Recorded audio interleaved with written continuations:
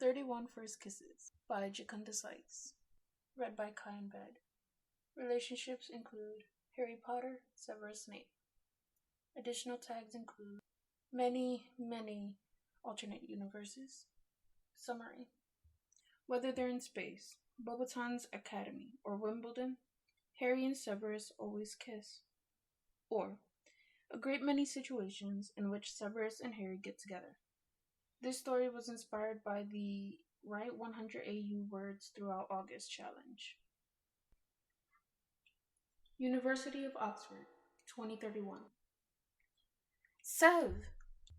Harry barges in without knocking, and Severus looks up from his holoscreen. Is it true? You're leaving? Severus raises his eyebrows. The first I've heard of it. Are they getting rid of me? Jim said you were the new dean of Corpus Christi. Is it true? Jim is referring to Seb Lewis. I have no plans to leave. Harry sags in relief. Severus smirks.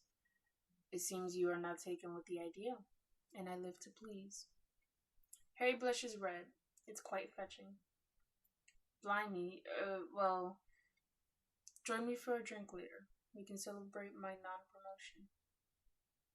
St. Mungo's, 1998. Severus awakens, certain that he must be in hell. His throat is in agony. Every breath is. Potter. Which one? Is this a hallucination? Snores next to him. When he wriggles his toes to check they still work, the boy stirs at the movement. He rubs his eyes and stares at him dazedly. A boy with Lily's eyes. Severus is baffled when Harry's soft, gentle lips meet his. The pain in his throat ebbs away, and Harry winces and massages his own throat. Severus feels lightheaded at the implication. Harry sees the shock in his eyes. Sir? We're soulmates. Order Headquarters, 2064. As the most experienced and powerful wizards in the Order of the Phoenix, they are put forward to renew the wardstones in the bowels of Edinburgh Castle. The very second their magic touches the stone turns white, the shockwave of the magic slamming their backs against the wall. Well, that's strange, says Eddie, frowning at his notes. Bill frowns. Is that love magic? You're the word expert, Weasley. Severus grumbles. Harry grimaces. I don't suppose there's such a thing as unrequited love magic? No, Severus says. Eddie hisses. They're finally having a moment, and pulls Bill out of the room. Once upon a time, in a land far away. There you are, Mr. Potter. Harry hands over 4 pieces of silver and takes the potion. Thanks so much. I'm sure the pixie will be fine. Your brews are legendary, though perhaps you could come round? You are too kind. Severus inclines his head. I can check on the patient after I close. That evening, Severus knocks on the door of Harry's cottage, still breathless at the memory of Harry's beaming smile. You came. Are you surprised? I didn't think you would. Harry's holding a barrel of apples. Please, will you sit with me? My orchard is very pleasant today. Heaven, 2084. Harry has been dying for a while. When he arrives, he greets his parents, then goes straight to Severus. Severus, you're here. He looks down at his body, aglow with stardust, and says, Apparently. I knew it. I knew you would be. The boy, not a boy, flings his arms around Severus's neck, then pulls away. I feel like I've been waiting for you my whole life. Severus reaches out a finger to trace Harry's scar. Decades in heaven will change a man. You haven't changed one bit. Can I kiss you? Severus splutters. I didn't hear a no.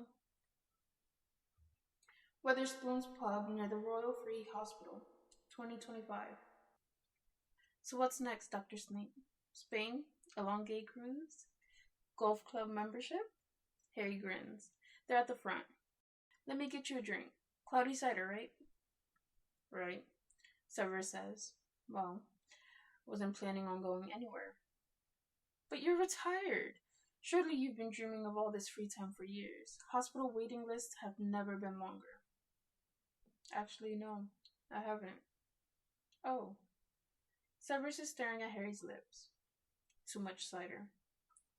Well, if you're free, which it sounds like you are, you could come over on Saturday, and I can find you something to do. That would be agreeable. Coaksworth, 1976. When there's a hammering at the door, his dad roars, "Fuck off!" Seth flings open the door. "Harry, you're back. Come on then." He grins and jerks his head. "Tell me everything." They sit under the willow tree, their private haven. Harry's brought sandwiches and tea, and Severus's favorite snacks that he can't get at Durmstrang. "Not much has happened that I didn't write to you about," Sev says. They chew their sandwiches in silence for a while. "I wish you were at Hogwarts with me," Harry blurts out. "Only a year till we finish school. Can I kiss you?" Aberdeen, 2005. Potter is once again in his living room. "I don't see how I can help." "You could phase into a crow or something," Harry suggests, "then sneak in as an ant." Severus frowns. "Precognition isn't very useful, is it?" Harry says with a crooked smile. "Don't be obtuse. It is very useful, just not in the present moment." "Can I come with you? For most of the way. You could shift into a horse or something." "Absolutely not. You may wait here." Of course, Harry is not easily dissuaded, and waits nearby with blankets and tea. He had foreseen their kiss. Nightingale Palace, 1941. Potter. "Yes, Your Highness. Meet me at the stables after I've taken high tea. Prepare Artax and Bruce." Potter bows. They ride to a creek, and dismount to let their horses drink. The dappled sunlight passing through the leaves makes Potter green eyes sparkle. Severus is caught staring, so he clears his throat and looks away. The man continues to gaze at him, then looks away and hangs his head. "Tell me why you remain a bachelor, Potter." If he's startled by the question, it doesn't show. There is someone, but they wouldn't be interested. I can't imagine such a scenario. The South China Sea, 1657. Potter comes in with a flagon and pipe. "Good." Severus replaces his spyglass. "Put them on the side." Then Potter goes to leave. Severus says, "You could join me tonight." "Sir?" "I've seen you watching me. Do you want to stay in my cabin?" Potter's eyes go wide. "If I misspoke, forgive me, and speak of it no more." He still hasn't moved. "For God's sake, lad, speak." Potter fiddles with his doublet before he says at long last, I would. Like that." Severus smirks. "Well, strike my colors." Potter stands boldly when Severus approaches. He tastes of rum. Longview Farm, 1921. Severus wakes up to a hammering at his door. "Fire!" Later, he rests on the ground, chest heaving. He gratefully takes a swig of water from Harry. "You're a lifesaver, thank you," Harry says. "Would have lost a lot more grain if you hadn't." "It's fine. Seriously, thank you." With a jolt, Severus realizes Harry's hands now cover his. "I'd be lost without you, truly." Gentle fingers examine Severus's forearm. "You're hurt," Harry says. "Come on, let's get you back to the house." "Are you going to kiss it better?" Harry looks shocked, yet says, "If you'll let me." Missing, 1944. "They'll come soon, I'm sure of it," Harry whispers. It's been a very long time since he's seen Harry's green eyes, or his smile, or his black hair. However, if there was any light, he's sure he wouldn't see hopelessness in Harry's gaze. "Yes." Harry huddles closer, and Severus tuts when Harry curls his chilly toes around Severus's. "You are a colossal pain. I'm sorry you're stuck with me. Did I say I wanted to be stuck with anyone else?" He can feel Harry's answering smile against his skin. Severus traces his nose down Harry's cheek. Then they kiss. Litchfield Recording Studio, 2002. What the fuck is this? Severus slams down the Daily Mail. What? Harry squints at the tabloid. None of this is true. He mutters. He throws his headphones on the desk. None of this is fucking true. Severus pinches the bridge of his nose. I'm sorry. The nomination's closed soon, so perhaps it might be worth doing that interview. I quit. What? Severus's head snaps up. I'm only here because I want to see you every day, and you treat me like shit, so it isn't worth it. Harry stands when he sees the soft expression on Severus's face. Hogwarts Dungeons, 2007. Severus props Harry up with more pillows, supporting the back of Harry's head.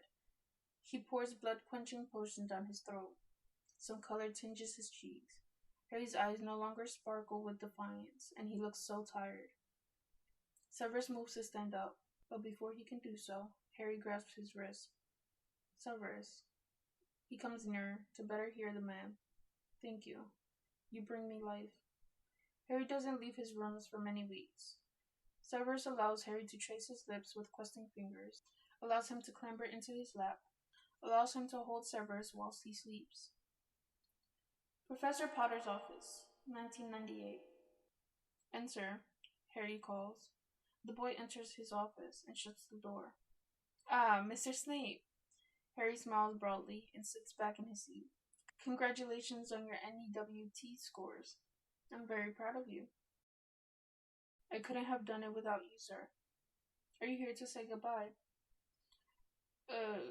Snape says, fiddling with his sleeve. I'm starting my potions mastery in London, he almost continues, then blushes. Harry raises his eyebrows. Never mind. It was nothing. Severus. He looks back from the door. Fortune favors the bold, Harry smirks. I look forward to hearing from you in due course.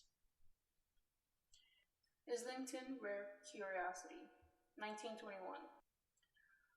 £4 and 18 shillings. Severus offers. Deal, Harry says. Iron Age, a remarkable find. Severus says, bringing the silver cups closer to his monocle. I hope we find more. I'm certain you will. You seem to get whatever you put your mind to. Not everything, Mr. Snape, Harry says with a crooked smile. He gets to his feet and replaces his straw hat. When will I see you again, Mr. Potter? A few more months, I reckon. Have you ever considered coming on a dig? With you? Curiously, Harry blushes. Yes. Severus swallows. I've imagined it. Oh, I see. Hampshire Fire and Rescue Service, 2004. Hi. Hello. Severus looks up from checking the oil. I saw you put your name down to the talk on Monday. I did. I didn't think you liked doing the school talks. I don't. Oh. Severus slams the bonnet of the fire engine and turns to face Harry, wiping his hands on a rag, not meeting his eyes. He has said too much. I've rewritten some of the talk, Harry says. Since we're giving it together, do you, want to look over it after our shift? There's no reason why they cannot look at it now. Yes. Beverly Hills, USA, 2009. Seth puts his arms around Harry, opens the door of the limousine, and shoulders them through paparazzi crowds. When the gates clang shut behind them, Harry straightens up, leans against the towering wall, and takes his cap off. Phew. Thanks, Sev. You're welcome. Do you want to start the barbecue? Severus never says no to Harry. Yes. You don't have to, humor me all day. It gets boring when people just say yes all the time. Would you prefer me to take charge, Mr. Potter? Harry raises his eyebrows and checks his Rolex. You've got 2 hours. Shipley Park, 1864. Jones adjusts Severus's cravat and top hat. Severus nods and his valet opens the door. Enjoy your day with Mr. Potter, sir. Thank you, Jones. He visits Mr. Potter every day. At first, he required a course of intensive sessions in bridge. Then he visited to share cigars that Harry had brought back from India. At the end of each evening, Harry elicits a promise that Severus will visit the following day. Today, when they are sat on the bench in the walled garden, Harry's little finger brushes his own. His heart thrums, and they are totally alone. They kiss. The Midlands Veterinary Group, 2004. The first time Severus met Harry was when he brought in Fang for microchipping and vaccinations. There's a new class starting tomorrow night. I've got a puppy and will be attending myself. That's a high recommendation then. Aren't you the most senior vet here? Severus inclines his head. This is my practice. He removes his gloves, then shows Harry and Baxter out. At the end of the training class, Harry asks, Will your wife bring Timmy next week? It's not subtle, so Severus isn't either. I'm single. Let's take these out for a walk then. Yes, let's. Great. International Space Station, 2030. I'm bored, Harry says. What shall we have for tea? You know full well that on Thursdays is Kung Pao chicken, and sticky toffee pudding. We should probably check the equipment again. Severus always follows Harry's lead. Want to listen to music in the bunk? Harry asks. After we exercise. Yeah, after. Yes. Sev. I like being stuck here, with you. In 20 years your senior. We are 400 kilometers from Earth. So, don't start something you can't escape from. Nobody is around, so Harry murmurs into his ear, I don't want to escape. London, 1999 to 2005. Their first kiss is witnessed by ministry officials in the antechamber of the love room during their arranged bonding ceremony. Harry looks incredible, lit by the oculus above them. They don't really share the second kiss, because Harry thinks Severus is asleep. It's so gentle, it could have been a dream. Their third kiss is under the mistletoe, but Harry laughs it off. In the early days, they didn't meet often. They're expected to dance together at ministry balls, and when Harry kisses him in front of the camera flash bulbs, Severus deepens it, so Harry knows it's not just for show. Hemingworth Security, 2015. You declined the bonus, Severus says. Harry jerks his head up from his laptop and yawns. Phone tower reports litter his desk, and Severus takes a map from Harry's hands. Yeah, you did most of the work. I only caught them because of something you said earlier, and it struck a bell. Severus raises his eyebrows. You're a good investigator, H. You should call me Harry. Harry. It feels like a profession of love. In some ways, it is. Old says you're retiring. Is it true? No. Good. You're too young to retire, and I need you. Is that so? Bedfordshire, 2004. My cough feels funny. Harry leaps up onto the physio table. Severus ignores the sweat glistening on his torso and mercifully has a good excuse to run his hands down Harry's leg. He tries not to linger over long. How long were you training before it started to hurt? Just an hour. I have to be better for tonight. Harry grimaces as Severus digs into his soleus muscle. The audience won't know you're the best. You've got plenty of others proficient at aerial assaults. He scowls at his own admission. When Harry is back tomorrow with another injury, he kisses Severus. The North Sea, 2019. As the wind howls and their ship rocks, Harry conjures lights in periwinkle, magenta, emerald. His sadness is palpable. You haven't had your chocolate, Severus says. Only a couple of dementors left. You must keep your spirits up. Harry conjures more lights. Severus charms the cutlery to tap dance like a miniature forest. Harry snorts. I like it when you try and make me laugh. I live to serve. The song changes on the phonograph. Oh, my favorite. Harry pulls Severus to his feet. When he feels Harry's breath on his lips, he is certain they have crossed the line. Princely Blooms, 2006. The seventh time Harry buys a bouquet of flowers from Severus, he requests that the message read, I like your flowers. I like you more. Severus furrows his brow. Is this some kind of joke? No, I'm always in here. Sorry. I thought it was obvious. He steps backward. Wow, I must have really misread the signs. Sorry. Wait. Harry hovers by the door. I won't be another addition to your long list of. There's no list, just you. All these flowers. Oh, just needed an excuse. They're all at home in various stages of decay. Battersea, 2003. Fuck's sake. Harry flips his phone shut. Sev looks up from his computer. What happened? Model's gonna be an hour late. Sit for me while I set up the lights. Severus scowls, but can't think of a good excuse. He follows Harry to the stool on the gray backdrop. He stares deadpan into the lens of Harry's camera as he adjusts a ginormous wall of black polystyrene, tweaks the light meter, and then sits on his stool and grimaces. That bad? No. He clicks the wheel on the display. I always like setting up with you. You're wonderful to photograph. Printed Up Ink Studio, 2008. Severus frowns at the note.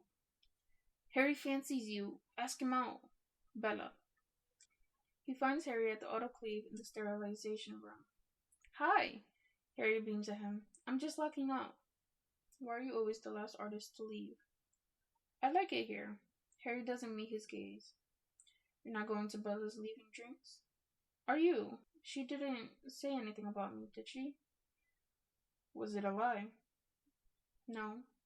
Severus admires the swell of his biceps under the tribal tattoo when Harry rubs the back of his neck. Prove it.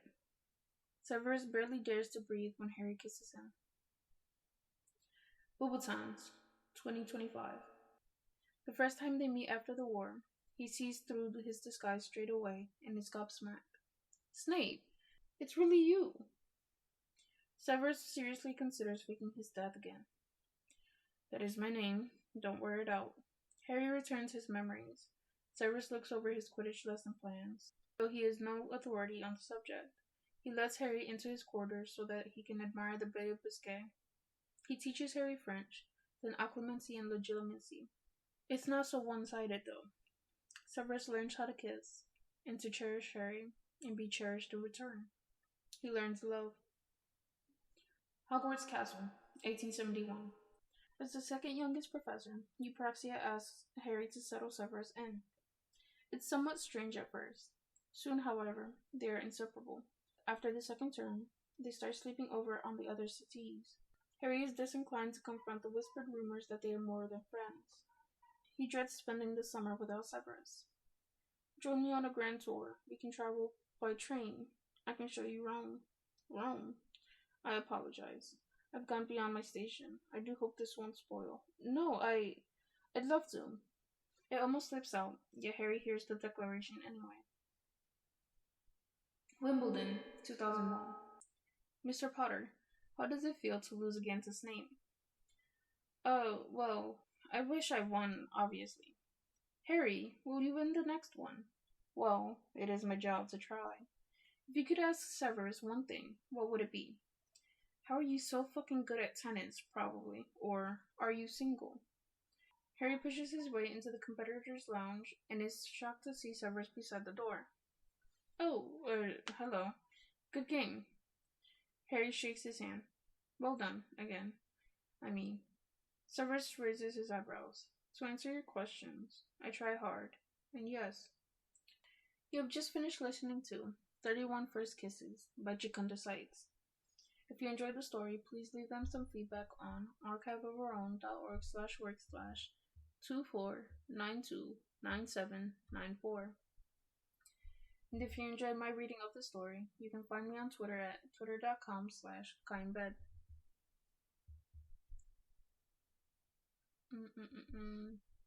So